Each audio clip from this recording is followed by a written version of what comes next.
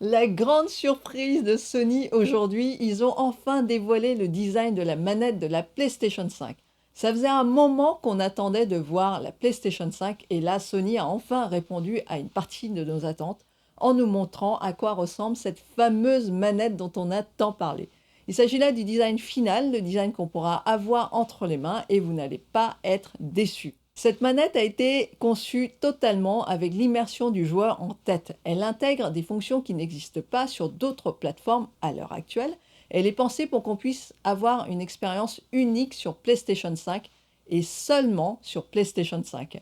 Et même si vous faites tourner ces jeux sur une autre plateforme, vous n'aurez pas l'expérience complète sans la manette. Allez, on entre tout de suite dans le détail.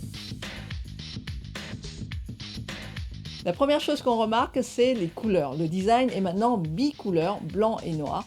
En fait, le design est très logique parce que l'intention est de donner l'impression que la manette est plus petite que ce qu'elle est réellement.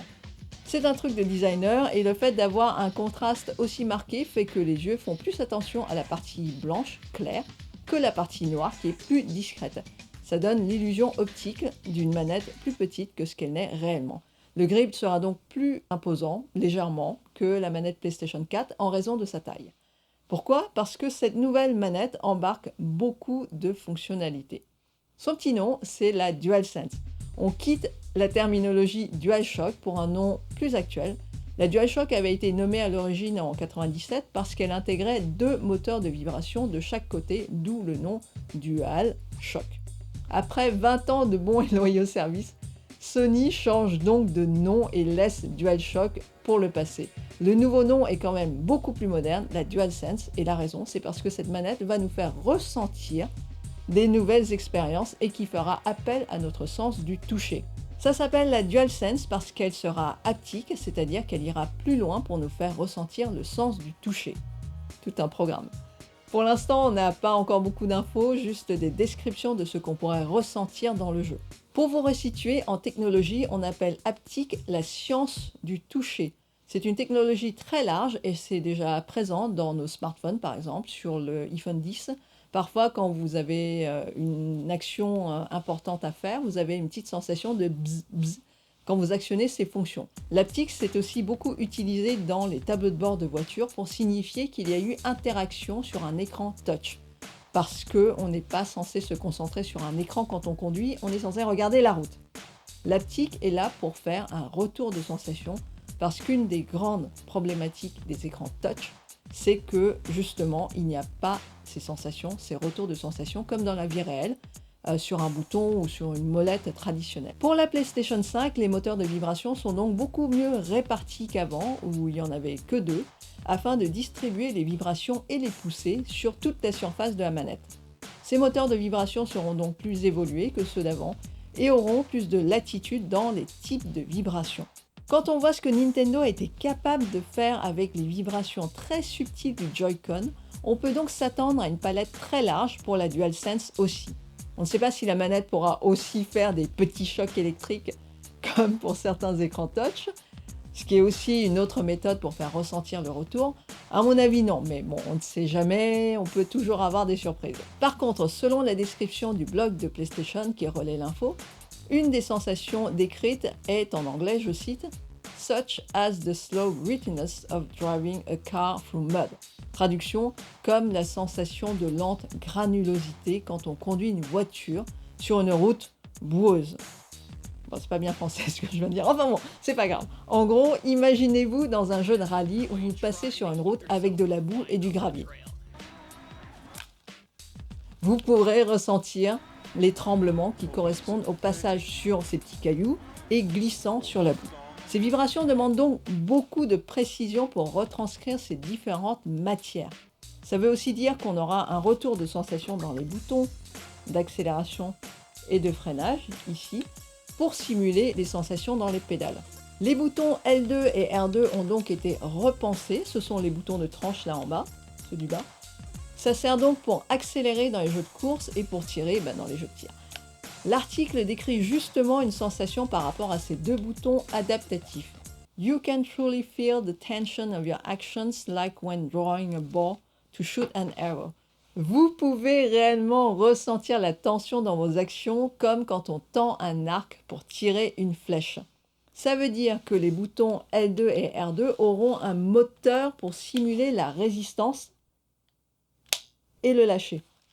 C'est pour ça que la manette sera légèrement plus imposante que la manette de la PlayStation 4 pour pouvoir placer des mécanismes qui rendent ces sensations possibles. Elle sera plus épaisse à ce niveau pour pouvoir intégrer les moteurs. Du côté du son, la manette intégrera un micro et on pourra donc communiquer sans avoir à brancher un casque micro. Il nous conseille quand même d'en utiliser un si on fait de longues sessions de jeu. Pour accompagner cette fonction micro, on peut donc remarquer un nouveau bouton placé entre les deux commandes analogiques. Il s'agit du bouton Mute pour passer en silence le micro, comme ça personne ne peut entendre ce que vous faites.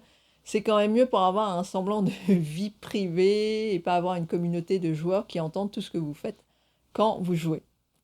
C'est mieux. Le bouton Share qui a fait sensation sur la PlayStation 4 a été changé en bouton Create. Mais ça, c'est le discours marketing parce que sur la manette, il y aura juste des petites icônes à la place des mots. Le bouton Create sera indiqué par les 3 petites barres, là, un peu comme sur une ampoule électrique qui brille quand on dessine une ampoule du côté gauche. Et de l'autre côté, à droite, le bouton Option avec 3 barres horizontales, un peu comme les menus des pages web qu'on consulte sur les smartphones. La plaque au centre de la face avant est donc toujours un touchpad. La forme est maintenant un trapèze au lieu d'être un rectangle. Il sera aussi plus élégant avec des lumières témoins de fonctionnement visibles sur les bords. Bref, c'est super joli et super assez et moi j'adore. La manette offre donc pas mal de nouvelles fonctionnalités et par contre on ne devrait pas être trop dérouté non plus parce que les bases sont toujours bien ancrées. Les boutons carré, croix, triangle, rond restent à la même place, les commandes analogiques aussi et la croix directionnelle ne bouge pas. Ça c'est un soulagement qu'il y ait une croix directionnelle. La manette sera toujours rechargeable via le port USB-C et on nous promet une belle autonomie malgré les fonctions haptiques. C'est aussi précisé que la manette ne pèsera pas 2 tonnes, on n'a pas l'info du poids mais c'est un truc qu'ils gardent en tête. Un truc rassurant aussi, ils ont déjà pu tester la manette avec un panel de plusieurs types de gamers avec des tailles de main variées. A priori, l'ergonomie est plutôt bien adaptée au plus grand nombre. En fait, ce qui est marrant dans cette guerre des consoles, c'est que cette nouvelle est arrivée comme ça par surprise sur le blog de PlayStation.com. On attendait plutôt une annonce dans une belle conférence avec des grandes pompes, etc. Là, Sony utilise la même méthode que Microsoft a utilisée pour annoncer ses spécifications, c'est-à-dire avec une page web, avec des mots et c'est écrit sobrement, juste avec des photos. En plus, ils l'ont fait juste avant que Microsoft ne présente Inside Xbox. Donc en fait, le but, c'était vraiment d'éclipser ce que Microsoft allait annoncer avec une annonce aussi folle. Ceci dit, j'ai une petite remarque à faire sur les photos postées sur le site. Ce sont, à mon avis, des rendus 3D. Ce ne sont pas les photos de la vraie manette réelle. De ce que je vois, ce sont des images générées sur l'ordinateur. C'est pour ça que les images sont aussi propres et que la manette puisse tenir debout comme ça, toute seule. Enfin, ce n'est pas grave parce que de toute façon, tout le monde le fait et l'intérêt, c'est de voir à quoi ça ressemble. On va finir sur un gros teaser avec les mots de Jim Ryan, président de Sony Interactive Entertainment, le big boss de PlayStation. I truly want to thank you for sharing this exciting journey with us as we head toward PlayStation 5's launch in holiday 2020. We look forward to sharing more information about PlayStation 5, including the console design, in the coming months. Traduction, je voulais vous remercier de partager ce voyage formidable avec nous alors que nous nous dirigeons vers le lancement de la PlayStation 5 au moment des fêtes 2020.